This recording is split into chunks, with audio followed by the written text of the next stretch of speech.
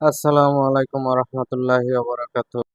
নিজের হাতে আজ গরুর গোশত রান্না করে খাওয়াবো মেয়েকে, মেয়ে এবং ফ্যামিলি সবাই মিলে। আজ ছুটির দিন, চলে আসলাম রান্নাঘরে। প্রেসার কুকারে রান্না হচ্ছে একে একে 6 বার হয়ে গেছে, 7 বার, 8 বার, 9, 10। ক্যামেরাটা এদিকে ঘোরাও। ঢাকনা খোলার পরে এবার গরুর গোশতের ফ্লেভারটা খুব সুন্দর, অনেক চমৎকার। এই যে দেখেন, সাথে আলু এবং গরু গোশত খুবই সুন্দর। এই যে একটু নাড়াচাড়া দিয়ে দেখতেছি, দেখেন গরু গোশত একেবারে নরম হয়ে গেছে।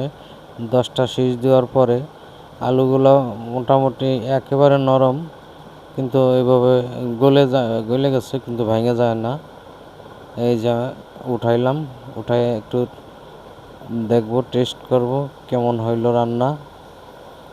আপনারা ভিডিওটা শেষ পর্যন্ত দেখবেন ইনশাল্লাহ। ভিডিওটা ভালো লাগলে একটা কমেন্ট করবেন এবং লাইক করবেন। আল্লাহ হাফেজ, পরবর্তী ভিডিওতে দেখা হবে।